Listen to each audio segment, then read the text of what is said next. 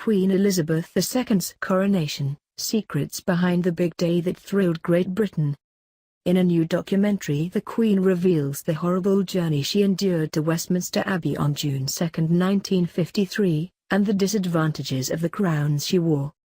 65 years ago this June, as her expectant subjects awaited breathlessly for her to become their new sovereign, the 27-year-old Princess Elizabeth was in fact having a profoundly uncomfortable time as she traveled from Buckingham Palace to Westminster Abbey.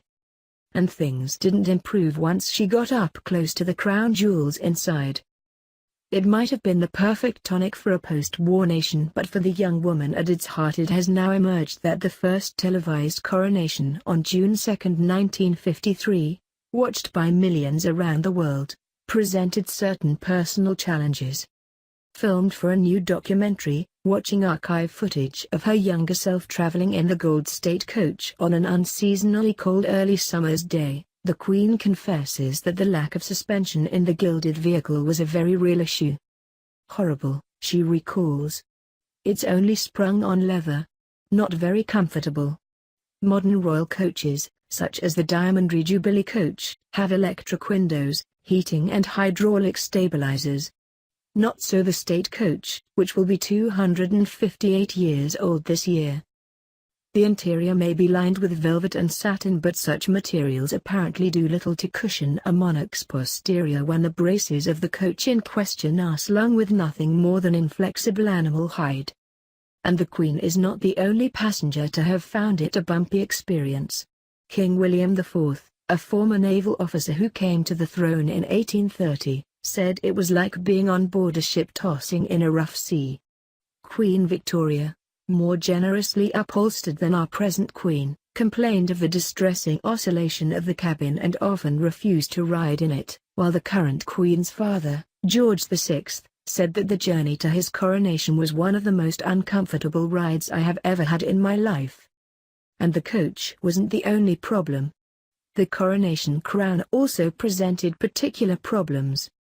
There are some disadvantages to the crowns, but otherwise, they're quite important things, says the Queen. While a clip to promote the documentary does not specify what those disadvantages are, others have previously told of their heavy weight. The Queen has only once worn the St. Edward's crown, which was placed on her head at the moment of coronation, but as it weighs nearly 5 pounds it clearly made an unforgettable impression, in more ways than one. Destroyed after the English Civil War, this crown with an extraordinary history was remade for the coronation of Charles II in 1661.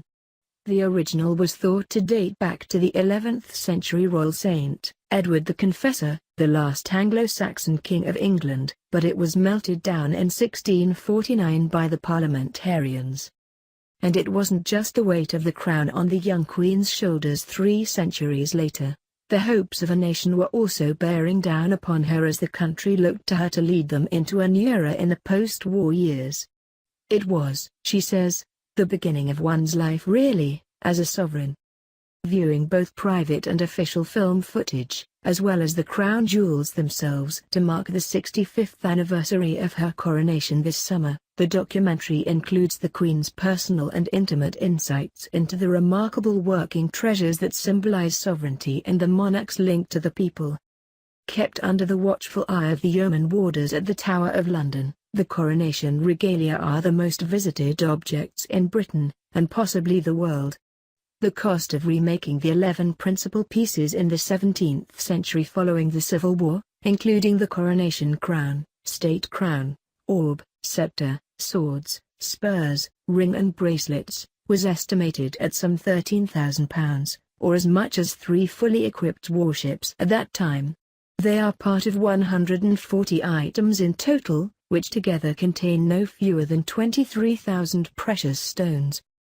And it turns out that the Queen has her favorites. In the documentary she is seen identifying an apparent favored gem in the form of the Black Prince's ruby, which adorns the imperial state crown, probably the best-known item among the crown jewels.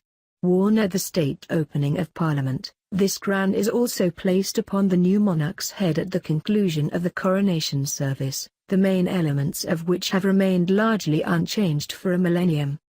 performed by the Archbishop of Canterbury. The ceremony sees the monarch anointed with holy oil and invested with regalia, including both crowns.